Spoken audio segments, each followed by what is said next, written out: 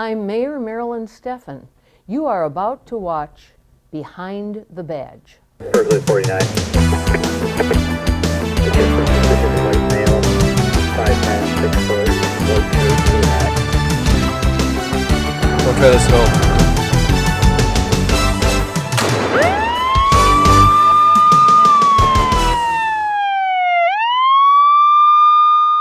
Hello, I am Sergeant Mike Crum with the Berkeley Department of Public Safety. Today on Behind the Badge, we will be discussing many important topics. We will start with 911. 911 should be reserved for emergencies only. Public Safety Officer Hatfield will be joined by Dispatcher Mark Robinson to give us details on this life-saving tool. We will be joined by PSO Justin Frost, who will discuss your Public Safety Officer's role as medical first responders. Weapons safety is very important to us in Berkeley. Public Safety Officer Robert Beatty will discuss weapons safety in our homes. We are all happy spring has arrived. PSO Ron Gabriel will be joined by DPW Supervisor Steve Hadley to give us information on this year's yard waste cleanup. Elizabeth Murray from Berkeley's Parks and Rec Department will be my guest on Community Calendar. Each month, I like to start our show with a question from one of our viewers. Our question comes from Abby, who is a 5th grader at Rogers Elementary. Go ahead, Abby. What happens when I call 911? Thank you, Abby.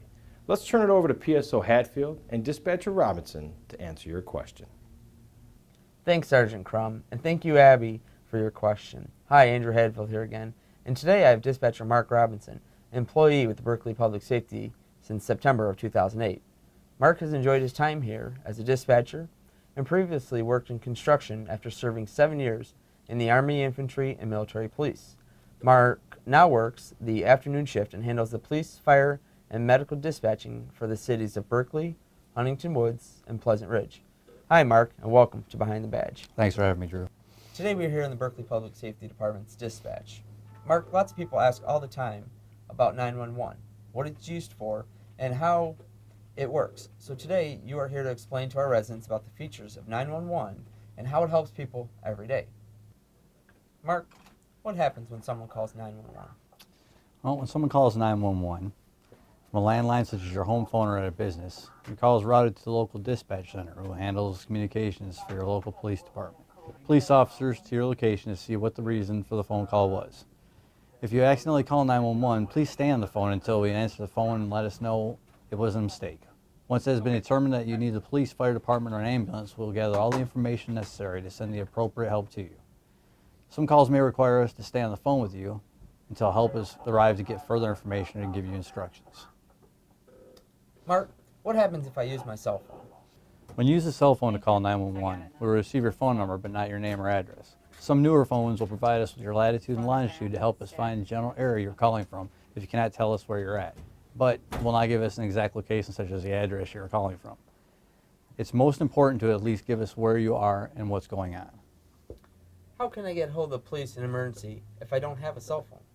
If you don't have a cell phone and you call 911, you can try and find a payphone, which are becoming harder to find with the availability of cell phones. But if you can find one, you can still call 911 without putting any money in it.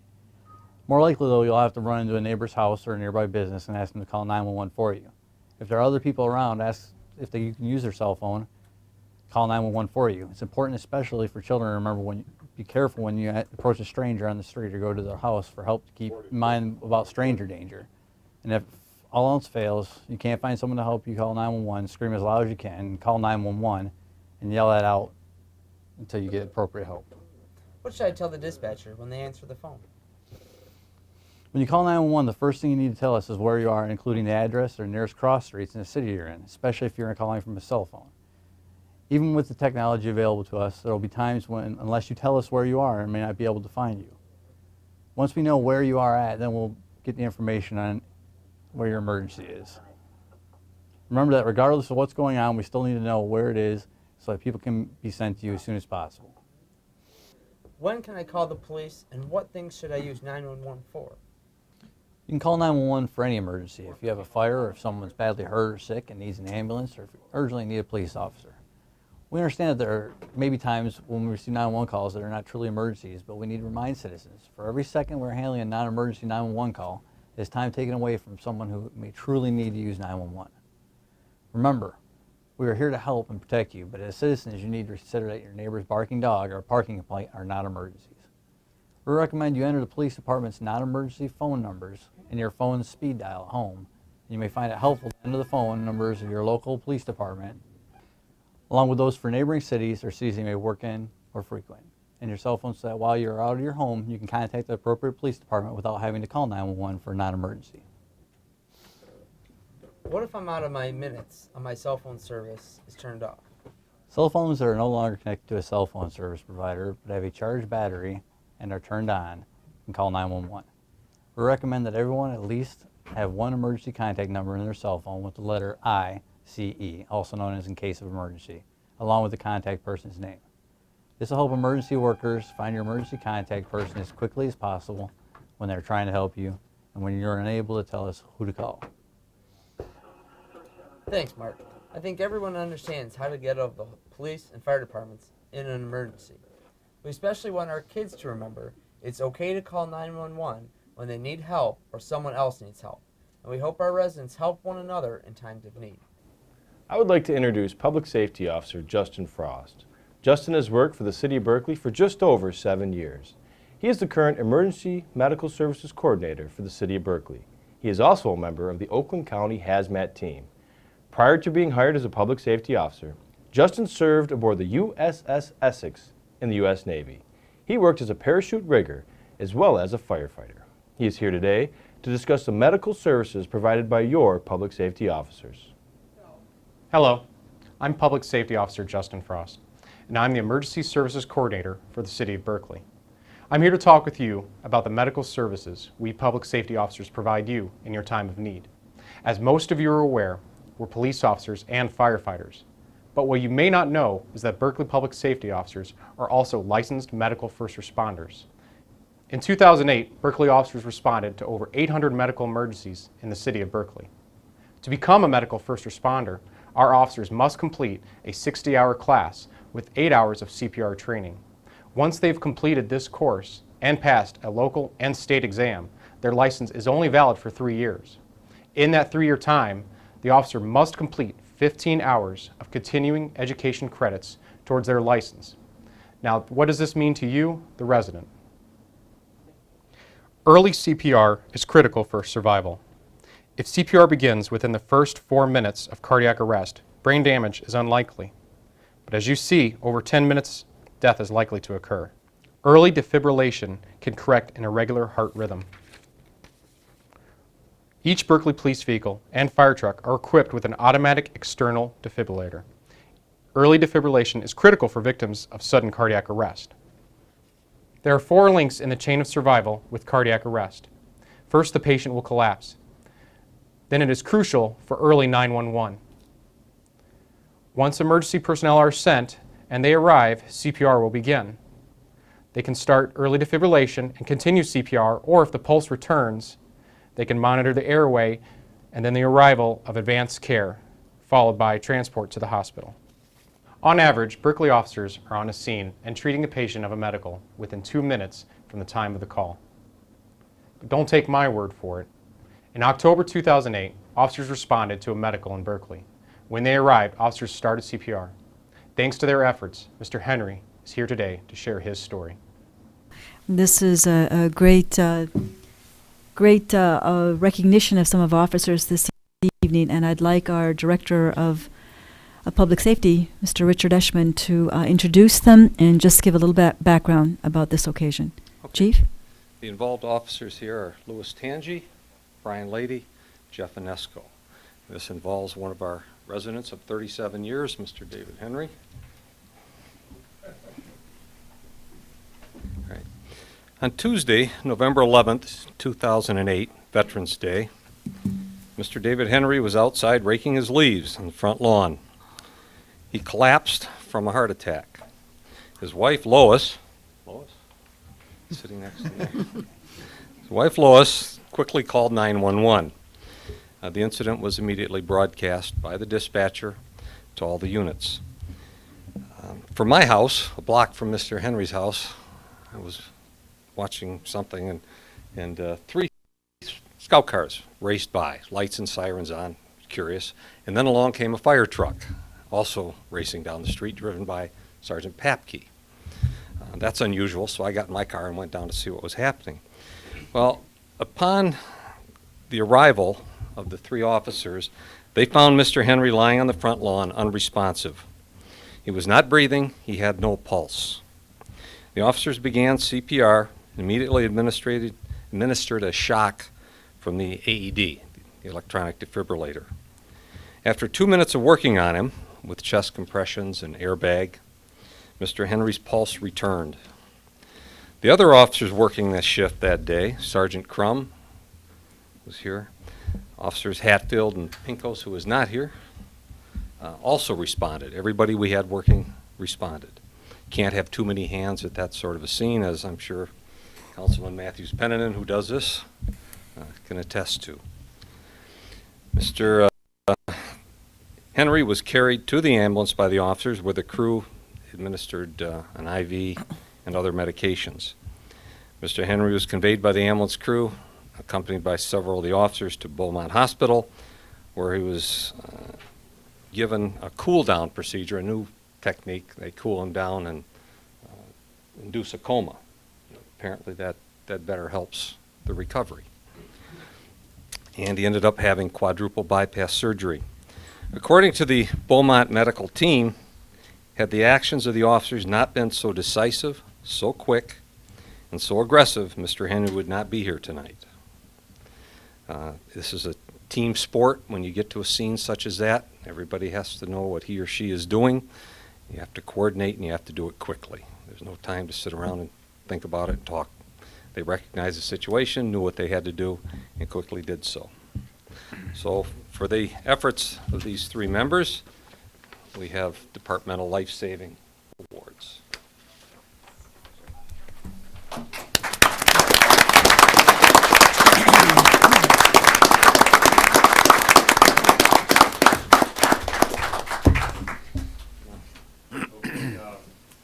Dave Henry, I live in Berkeley, and it's been 84 days, but who's counting? We finally had a little police action in our neighborhood. We have a very quiet neighborhood, and I didn't get to witness it, but all I can say is thank you. And, you know, people think you're just sitting out there watching for speeders and all that, but let me tell you, these guys were great, and I just can't say enough for them, and I thank my wife, and I was holding my grandson again. I can finally lift him again, and I owe that to these guys, so I just want to say thank you very much. So know that if you ever have an emergency, call 911, or you just need medical treatment, please call 248-658-3380, and Berkeley officers will be there to assist you. Many of you will recognize this as the Public Safety Lobby. Today, I'd like to show you an area of our station most people have never seen. Here in Berkeley, we are lucky to have our very own weapons range located here in our station.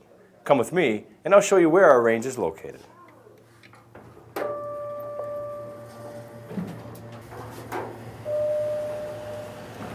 Many of you have used our elevator to attend meetings in the second floor conference room. Our Detective Bureau is also located on the second floor. Our range is located here in our basement. With us today is Public Safety Officer Robert Beatty. Officer Beatty started his career as a police reserve in 1998. He was hired as a full-time public safety officer in 2000. He is currently an MCOS certified firearms instructor, a tactical pistol instructor, as well as an FX Simunitions instructor, which is our non-lethal training ammunition. In addition, he is a field training officer for all of our new hires. He is here today to discuss weapons safety. Hello, Officer Beatty, and welcome to Behind the Badge. Sergeant Crump, thank you for having me. What can you tell us today about weapons safety? According to federal statistics, there are guns in approximately half of the homes in the United States.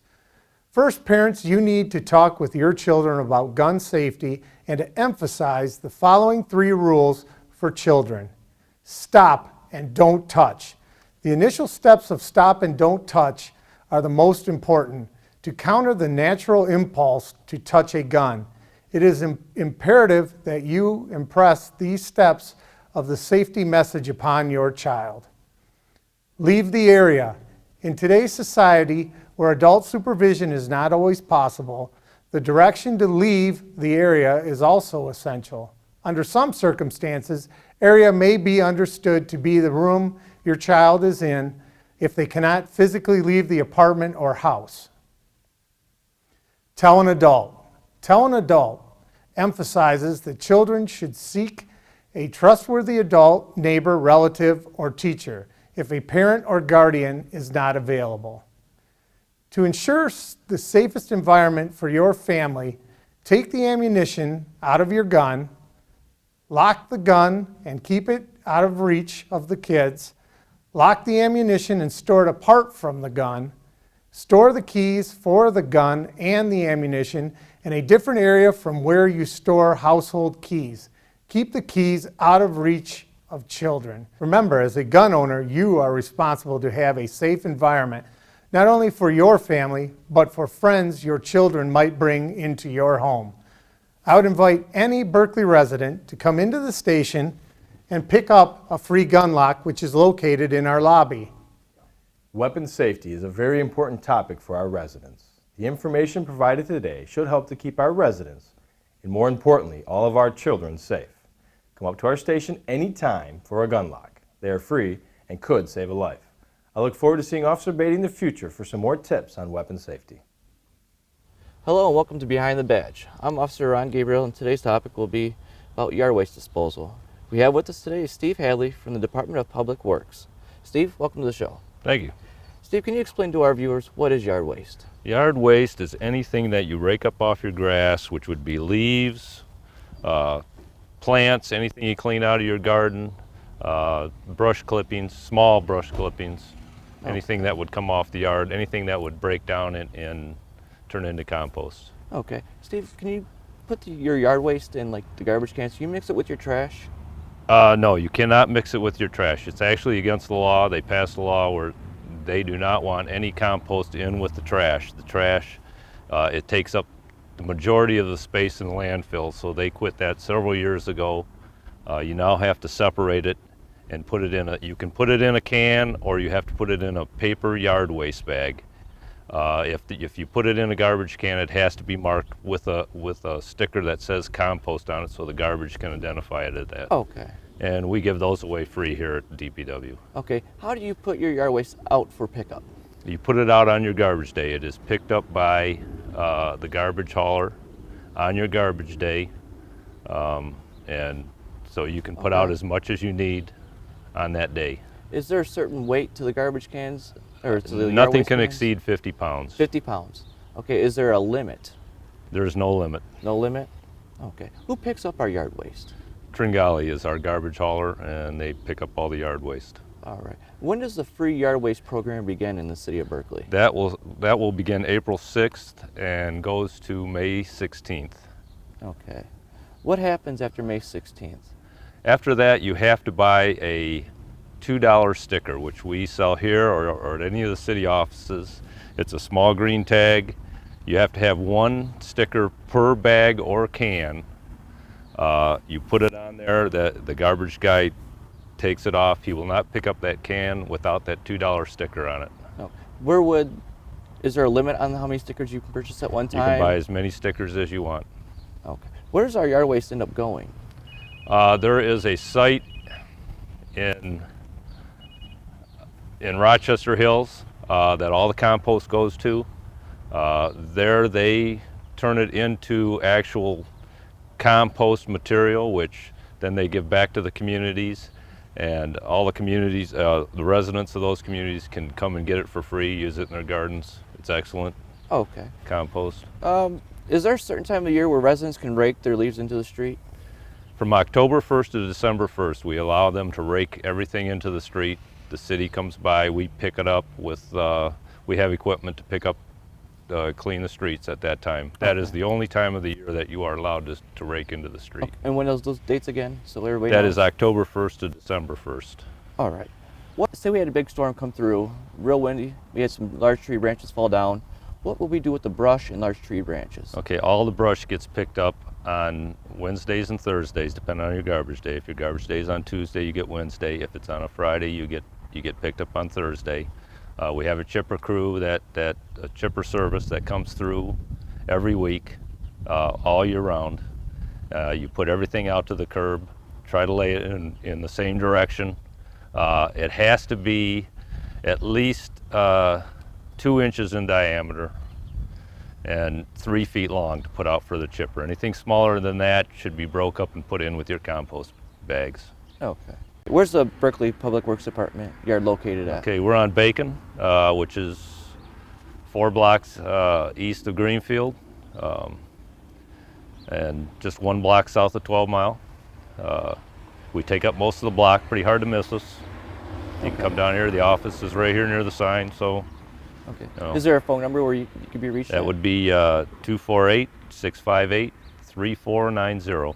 Okay. And do you send out any information on this program that the City of Berkeley offers? There is a flyer in with your water bill.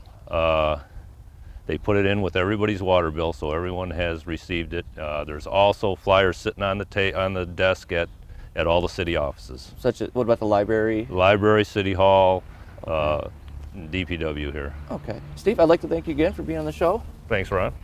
It's a pleasure.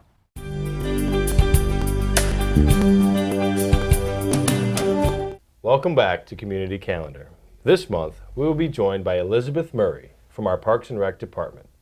Elizabeth has worked for the Parks and Recreation Department for 3 years as their office administrator. Prior to Berkeley, Elizabeth worked as a journalist as well as an editor.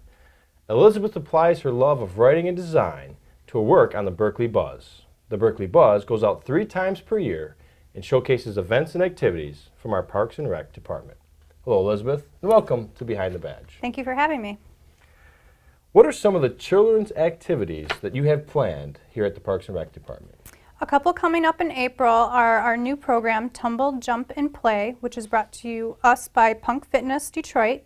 It's a new organization that's for ages 2 to 4. It's an introductory gym course. They'll have obstacle courses and beginning gymnastics skills as well as listening skills are focused on. That'll be April 16th at 11:30. It's an hour-long class. It's $59. And our other one is our longtime running Parent Top program that's been very big and very popular. So if you're interested, we suggest registering early.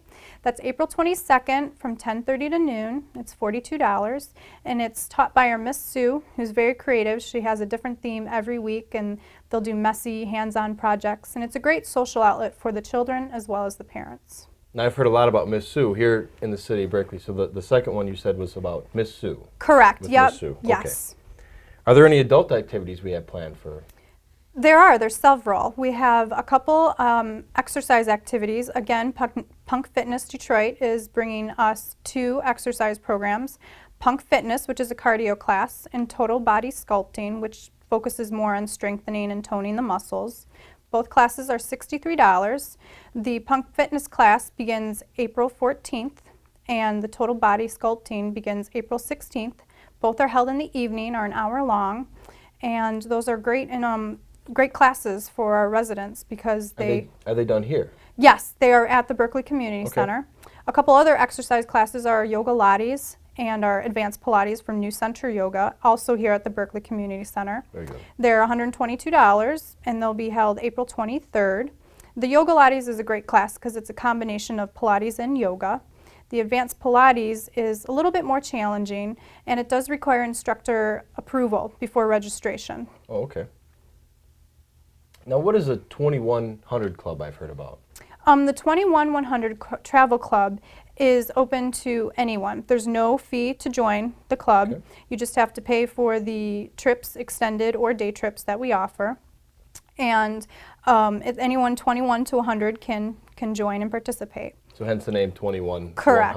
What are some of Correct. the events coming up for that club? We have an IKEA trip, which is April 17th. The cost for that is only $6 and includes transportation and a free breakfast. IKEA is located in Canton, and as many people know, it's a huge home product depot where they have great prices. The other one is American Harvest, which is at Schoolcraft College, which is pretty well known now for their culinary arts program. And what they do is a lunch there, and their culinary students put on a great lunch. I mean, it's like exquisite lunches at a great price. It's only $5, and it does include lunch and transportation there. And we also have an extended trip coming up in April 3rd through the 7th, and that's to Washington, D.C. in celebration of the Cherry Blossom Festival. And they'll have plenty of time to do sightseeing and tours at the national monuments, as well as some other popular venues. And the cost for that is $649. That's based on double occupancy, and transportation, lodging, and some meals are included, as well as the tours. So anyone 21 to 100 Can participate. Yes. And it's free to join the club. Yes, correct. Very good. How about the seniors in our community? What events do we have planned for our seniors? We actually have every Tuesday evening Friendly Neighbors Club, which is at 6:30 and goes to approximately 9 o'clock. And this is a great opportunity for our seniors to get out and socialize. They do cards, they have celebrations of birthdays, anniversaries, and other games. And it's a great socializing opportunity. And there's no charge to do that. They just come Tuesday evenings. And the great part about this program is that we also offer transportation in the evening to the community center for that. And another program, too, is our exercise program for seniors, which is Monday, Tuesday, and Thursday at 10 o'clock. And it's here at the community center. There's no charge. It's a great class to get the blood flowing and get some good stretching in. And it's almost about an hour long, and you just need to bring yourself in a mat. Oh, very good. Now, how can our residents find out more about the Parks and Rec Department? And I understand you can register online for some of these events you've spoken of. How can one do that? Correct. You can just give us a call on the phone at 248-658-3470 or visit the website berkeleymish.org. On that home page, the front page, there'll be a recreation online registration link. Just need to click on that, and with a Visa or MasterCard, you can register for any events, programs, or activities. And you just need 5 minutes to set up an account, any family members on that account, and then you can come to our community center and participate. Do you need to be a resident to set up an account? No, you do not. And residents and non-residents alike can participate in any of our events and activities and programs. Okay. So we can register online. We can also get information about all the events we've spoken about today online at the berkeleymish.org under the Parks and Rec Department. Can you tell us a little about the Berkeley Buzz? Yes, the Berkeley Buzz is distributed 3 times a year. We just had our spring-summer issue go out. That is also online in PDF format. And you can also pick that up at our community center, DPW, the library, and City Hall. And that has all the information we talked about today? Yep, events, programs, children, adult, and senior. Very good. Well, thank you, Elizabeth, for being a guest of ours here on Community Calendar. Thank you for having me. It sounds like our Parks and Recreation Department have a lot of events and activities planned for our residents. If you are interested, I will encourage you to contact Parks and Rec through the website, by phone, or simply stop in. They're located at 2400 Robina, which is just east of Anderson Middle School. Thank you for joining us. I hope you enjoyed today's program. I look forward to seeing many of you at our golf outing on May 15th. We still have openings for golfers as well as corporate sponsors. There are many people who work very hard to make our show a success. None more important than WBRK's own Nancy Line. Nancy is our videographer, editor, and producer. Her most important job is keeping all of us public safety officers in check. Thank you, Nancy, for all you do. If you have any questions for any of today's guests, please email them to behindthebadge@berkeleymish.net. I'm Sergeant Crum, and I'll see you next time on Behind the Badge.